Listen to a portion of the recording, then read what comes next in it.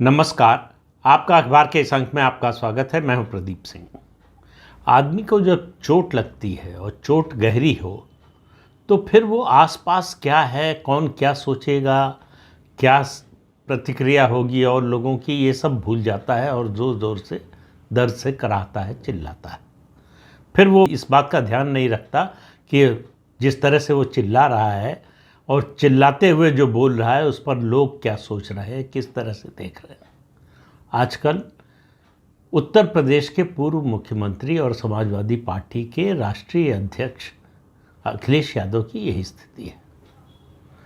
लगातार उत्तर प्रदेश में ऐसे लोग पकड़े जा रहे हैं अपराधों में, बलात्कार, सामूहिक बलात्कार और दूसरे तरह के अपराधों में। माफिया के लोग तो पकड़े गए, उनके खिलाफ कार्रवाई हुई, वो आपको मालूम ही है। तो ऐसे लोग पकड़े जा रहे हैं। जैसे अयोध्या की बात करें तो मोहित खान पकड़ा गया, समाजवादी पार्टी का नेता कार्यकर्ता निकला। वहाँ नवाब यादव पकड़ा गया कन्नौज में, जहाँ से अखिलेश यादव खुद लोकसभा सांसद हैं। बलात्कार के आरोप में अखिलेश यादव ने तहस में कहा कि सरकार को आरोप लगाने से पहले जो है डीएनए टेस्ट कराना चाहिए, किसी निर्दोष को नहीं फंसाना चाहिए। ऐसे मतलब उनका था कि निर्दोष को फंसाया जा रहा है, तो डीएनए टेस्ट से साफ हो जाएगा। मैंने पहले भी कहा था, मायावती का बयान याद दिलाया था आपको। मायावती ने कहा था कि भाई अखिलेश यादव के राज में 5 साल वो रहे, उसके पहले उनके पिता रहे, इतनी बलात्कार की घटनाएं हुई, किस मामले में डीएनए टेस्ट हुआ था। लेकिन योगी जी तो योगी जी हैं, उन्होंने डीएनए टेस्ट का आदेश दे दिया। डीएनए टेस्ट हो गया और डीएनए टेस्ट से कंफर्म हो गया कि आरोपी के ऊपर जो आरोप लगाया गया है बिल्कुल सही है। अब अखिलेश यादव के पास कोई जवाब नहीं है। फिर एक मुठभेड़ हो गई पुलिस से, डकैतों की। एक आभूषण की दुकान में डकैती की 4-5 लोगों ने, उसमें से एक यादव था, उसको गोली लगी। तो अब अखिलेश यादव ने उसमें जाति गिनना शुरू की है। ये वही अखिलेश यादव हैं और उनके साथी भी तमाम जो अलग अलग दलों में हैं, जो ये इंडी अलायंस बना है, उनके साथियों का हमेशा एक, जब भी कोई आतंकवादी पकड़ा जाता है, मारा जाता है, तो कहते हैं कि आतंकवाद का कोई धर्म नहीं होता, अपराधी की कोई जाति नहीं होती। लेकिन अखिलेश यादव आजकल हर अपराधी में जाति खोज रहे हैं, धर्म भी खोज रहे हैं। तो उन्होंने जाति खोजी कि यादव को गोली मारी गई और उसमें एक जो आरोपी है वो सिंह है, कहा कि उसको सरेंडर करा दिया गया, बाकी लोगों के पैर में गोली मारी गई।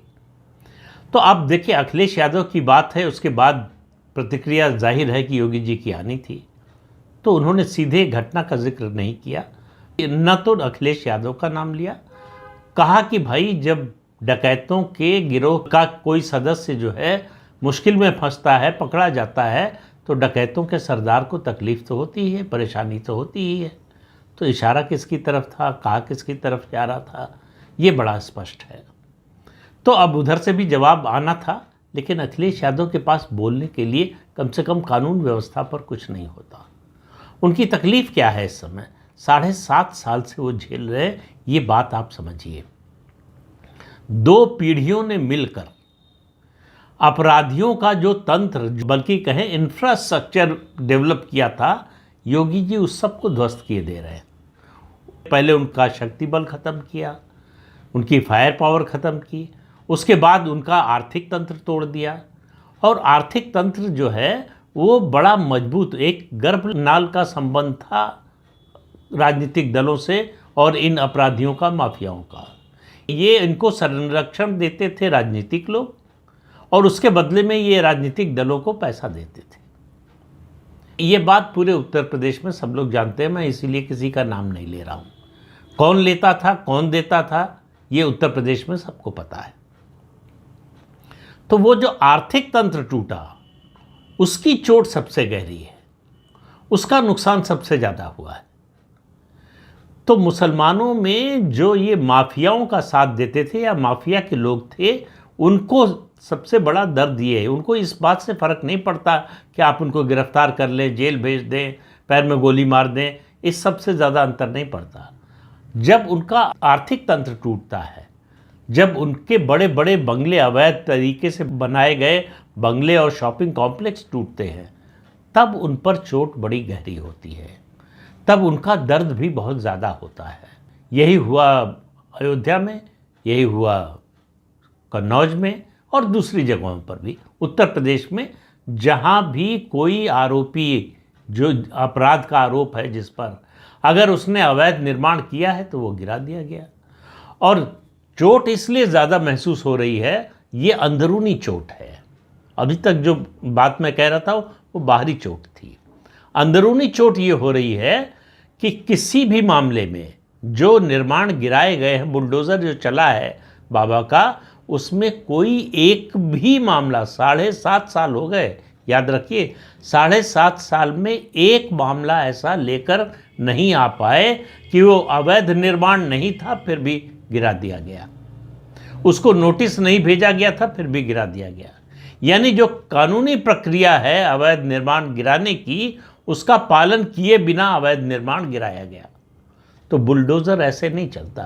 बुलडोज़र चल रहा है कानून के साथ, संविधान के साथ, कानूनी प्रावधानों के साथ। इसलिए जितने भी प्रभावित लोग हैं उनमें से एक भी व्यक्ति अदालत में नहीं गया कि हमारे साथ बड़ा अन्याय हो गया, तो हमारा तो अवैध निर्माण था नहीं लेकिन सरकार ने गिरा दिया। अगर ऐसा हुआ होता तो सरकार को लताड़ लगाती अदालत और उसके अलावा कंपनसेशन भी देना पड़ता। ऐसा कुछ नहीं हुआ। मामला सुप्रीम कोर्ट तक गया, अभी सुप्रीम कोर्ट में है, उसकी सुनवाई अभी होने वाली है इसी महीने, फिर से एक बार हो चुकी है। और सुप्रीम कोर्ट में उत्तर प्रदेश सरकार ने एक एफिडेविट दिया जिसकी बड़ी सराहना की सुप्रीम कोर्ट ने। ये बड़े रेयर ऑकेजन होते हैं, बहुत ही कम ऐसा होता है कि किसी सरकार के एफिडेविट पर सुप्रीम कोर्ट जो है उसकी प्रशंसा करे, लेकिन उत्तर प्रदेश के मामले में ऐसा हुआ। अदालत ने कहा क्या?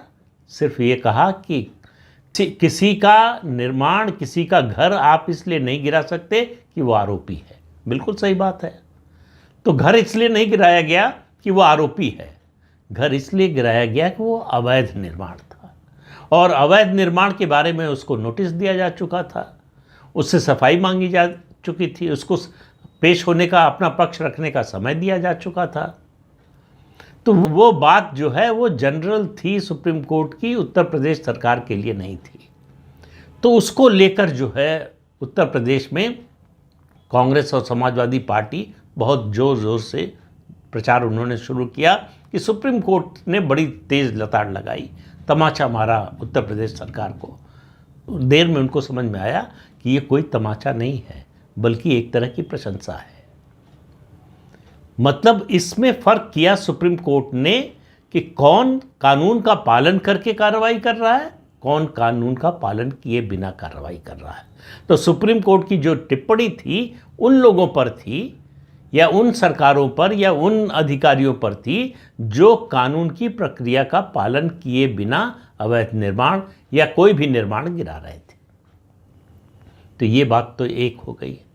अब अखिलेश यादव का कल एक बयान आया है। वो शायद अयोध्या से कुछ लोग आए थे, उनको संबोधित कर रहे थे या किसी और कार्यक्रम में बोल रहे थे। उन्होंने जो बात कही वो उत्तर प्रदेश के हर नागरिक को बहुत ध्यान से सुननी चाहिए और उसके बाद उस पर मनन करना चाहिए। उन्होंने कहा मठाधीश और माफिया एक ही होते हैं, यानी देश के जितने मठ हैं उनके जो मठाधीश हैं उनकी तुलना उन्होंने माफिया से की है, यानी देश के संतों की तुलना उन्होंने माफिया से की है। यानी साधु संतों को वो माफिया के बराबर रख रहे हैं। दो चीज़ें हैं इसमें, एक माफिया का बचाव, माफिया का संरक्षण, और दूसरा हिंदू साधु संतों पर आक्रमण, हिंदू धर्म पर आक्रमण। अगर हिंदू धर्म के साधु संतों को आप माफिया, गुंडा या इस तरह का आपराधिक तत्व बता रहे हैं तो आप दरअसल धर्म का अपमान कर रहे हैं। एक से एक बड़े बड़े मठ हैं, दरअसल उनका निशाना सीधे तौर पर तो योगी जी पर था। योगी जी गोरक्ष पीठाधीश्वर हैं और उनकी क्या प्रतिष्ठा है, क्या सम्मान है, उस तरह की प्रतिष्ठा और सम्मान अर्जित करने में अखिलेश यादव को शायद 100 जन्म लेने पड़ेंगे, तब भी नहीं कर पाएंगे। लेकिन राजनीति में है, कुछ बोलना है दर्द हो रहा है। उनका जो कोर वोटर है वो इन अपराधों में पकड़ा जा रहा है। इससे पहले पुलिस की हिम्मत नहीं थी कि हाथ लगा दे। अगर मुस्लिम या यादव किसी अपराध में पकड़ा गया है तो उत्तर प्रदेश की सरकार की हिम्मत नहीं थी योगी जी के मुख्यमंत्री बनने से पहले कि उनको गिरफ्तार भी कर ले। और बहुत मजबूरी में एफआईआर लिख गया, वो भी नहीं लिखी जाती थी, लिख गया तो गिरफ्तारी नहीं होती थी। एक्शन की तो बात ही छोड़ दीजिए। उत्तर प्रदेश में जो माफिया था उसके खिलाफ मुकदमे कितने दिन चलते थे? दिन नहीं, साल भी नहीं, कितने दशक चलते थे, इस हिसाब से आप जोड़िए। और जेल जाते थे, जेल में हर तरह की सुविधा, जो उनको घर में सुविधा प्राप्त थी उससे बेहतर सुविधा। जेलर उनके साथ बैडमिंटन खेलता था, मछली खाने का शौक था एक सरगना को, नाम भी बता देता हूँ, मुख्तार अंसारी। जेल में तालाब खुलवाया गया और उसमें मछलियां पाली गई और ताज़ा मछली जो है निकालकर भाई को मिले, इसकी व्यवस्था की गई और सरकार ये सब देखती रही। तो इससे आप अंदाज़ा लगा सकते हैं कि क्या चल रहा था योगी जी के आने से पहले और अब जो चल रहा है। दशकों बाद उत्तर प्रदेश में कानून का राज स्थापित हो रहा है। मैंने शायद इससे पहले भी कहा होगा, आज फिर कह रहा हूं कि पूरे देश में कोई ऐसा प्रदेश नहीं है जहां की राज्य सरकार ऑपरेशन प्रोसिक्यूशन चला रही हो कि कम से कम समय में कैसे जल्दी से जल्दी जो आरोपी हैं उनके बारे में अदालत का फैसला आए। तो कैसे आएगा फैसला? इन्वेस्टिगेशन भी जल्दी होगी और इन्वेस्टिगेशन जब पुख्ता होगा, जब प्रमाण आप प्रस्तुत कर पाएंगे अदालत के सामने, अदालत तभी फैसला देगी। जज को मालूम हो कि ये आरोपी जो है दरअसल जो है अपराधी है, तब भी फैसला नहीं देगा जब तक उसके सामने प्रमाण ना हो, और प्रमाण अकाट्य होने चाहिए। योगी सरकार ने 13 महीने में 50,000 आरोपियों को सजा दिलाई है, जिनमें से 29 को फांसी की सजा अदालत ने सुनाई है। इसके अलावा बड़ी संख्या में ऐसे हैं जिनको आजीवन कारावास हुआ, 10 साल की 15 साल की सजा हुई। पुलिस को कैसे काम करना चाहिए, इन्वेस्टिगेशन कैसे होना चाहिए, प्रोसिक्यूशन कैसे होना चाहिए, इसका एक आदर्श उदाहरण उत्तर प्रदेश की सरकार प्रस्तुत कर रही है सारे देश के सामने और सारी अदालतों के सामने। और जो लोग सचमुच ये चाहते हैं कि कानून व्यवस्था की स्थिति सुधरे और माफिया और अपराधी जो है वो जेल जाएं, उनको सज़ा हो, उन सब लोगों को इसकी प्रशंसा करनी चाहिए। लेकिन सब लोग तो प्रशंसा नहीं कर सकते। अखिलेश यादव को इससे 2 तरह की तकलीफ हो रही, बल्कि 3 तरह की कह रहा हूँ। एक, उनका कोर वोटर ही इस सब में पकड़ा जा रहा है, तो अब वो आरोप लगा सकते हैं कि हमारे लोगों को पकड़ा जा रहा है, लेकिन वो इसका जवाब नहीं देंगे कि आप ही के लोग क्यों अपराध कर रहे हैं, क्यों अपराध में लिप्त पाए जा रहे हैं। तो भाई जिसके लोग ज़्यादा अपराध में लिप्त पाए जाएंगे उसी को लोग पकड़े जाएंगे। ऐसा तो नहीं हो सकता कि बराबरी किया जाए, जो पहले होता था कि दंगा हो गया 50 मुसलमानों को पकड़ लो, 50 हिंदुओं को पकड़ लो, हो गया, धर्मनिरपेक्षता स्थापित हो गई। दोषी कौन है इससे कोई मतलब नहीं, अपराधी कौन है इससे कोई मतलब नहीं, दंगा किसने शुरू किया, किसकी कितनी बड़ी भूमिका थी, इससे कोई मतलब नहीं। तो वो काम नहीं हो रहा है उत्तर प्रदेश में। दूसरी समस्या उनको ये है, मैंने जो इससे पहले बताया, आर्थिक तंत्र इस अपराध जगत का टूट रहा है। तो अपराध जगत का आर्थिक तंत्र टूटेगा तो वो राजनीतिक दलों के लिए उपयोगी नहीं रह जाएंगे। अपराध करने की शक्ति पहले चली गई, जो अर्थतंत्र था वो भी ध्वस्त हो गया। लेकिन तीसरी एक नई समस्या आई, अखिलेश यादव के लिए तीसरी समस्या बन रहे हैं राहुल गांधी। उनकी पार्टी के अंदर बड़ी बेचैनी है समाजवादी पार्टी में कि राहुल गांधी को मुसलमानों के बीच में ज़्यादा ट्रैक्शन मिल रहा है। मुस्लिम समाज राहुल गांधी से ज़्यादा खुश है, उनके साथ जाने का मन तो पहले से बना चुका है, अब और ज़्यादा जुड़ रहा है। और आपको मालूम है उत्तर प्रदेश में अखिलेश यादव के पास 2 ही वोट बैंक है, यादव और मुस्लिम। ये जो बाढ़ का पानी आ गया 2024 में, वो बाढ़ का पानी उतर चुका है, तो अब फिर से वो पानी नहीं मिलने वाला है। तो ये जो आरक्षण का एक शगुफा चल गया, वो फिर से नहीं चलने वाला। तो अब अगर उस कोर वोट में अपने ही साथी से लगा रहे हों और दूसरी तरफ से जो है प्रशासन की मार उन्हीं के कोर वोटरों पर, तो उनका दर्द ज्यादा बड़ा हो गया है। राहुल गांधी का और कांग्रेस पार्टी का मुस्लिम समाज में बढ़ता हुआ प्रभाव दरअसल अखिलेश यादव की राजनीति के लिए खतरा है, राजनीतिक भविष्य के लिए खतरा है। तो इसलिए वो और ज़्यादा जोर से हिंदुओं के खिलाफ बोल रहे हैं। उनको लग रहा है, और सभी जो भी अपने को धर्मनिरपेक्ष कहते हैं नेता, उन सबको लगता है कि हिंदुओं को गाली दो, मुसलमान खुश हो जाएगा। वीपी सिंह का एक किस्सा सुनाया था मैंने, जब उन्होंने कहा था कि भाई, अरुण जेटली से कहा था कि तुम लोग जो है सेकुलर पॉलिटिक्स को समझते नहीं हो। सेकुलर पॉलिटिक्स करने के लिए, मुसलमानों का वोट लेने के लिए मुसलमानों के लिए कुछ करने की ज़रूरत नहीं होती है। जो हिंदुओं का सबसे बड़ा प्रतीक हो उसके खिलाफ बोलना पड़ता है। मुसलमान खुश हो जाता है, वोट देता है, कमिटमेंट के साथ वोट देता है। तो इस देश में सेकुलरिज्म की जो परिभाषा बन गई है, हिंदू को गाली दो तो आप सेकुलर हैं, और हिंदू के समर्थन में आप बोलेंगे तो आप सांप्रदायिक हैं।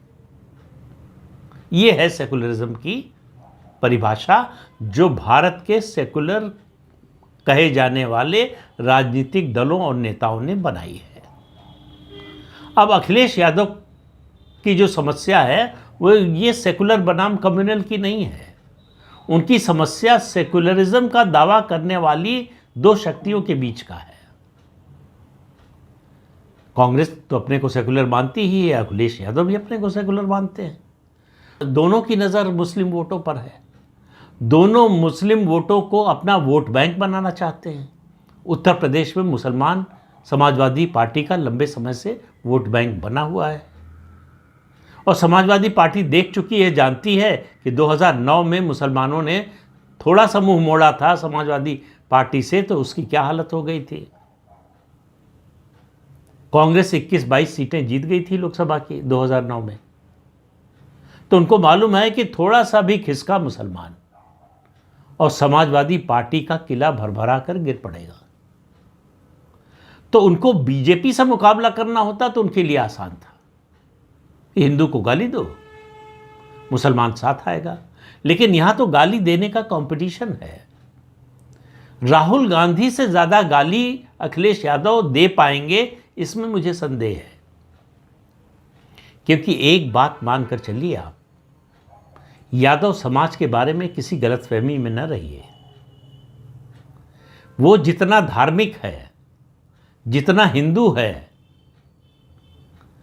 वो उसका मुकाबला हिंदू समाज की कोई और जाति आसानी से नहीं कर सकती है।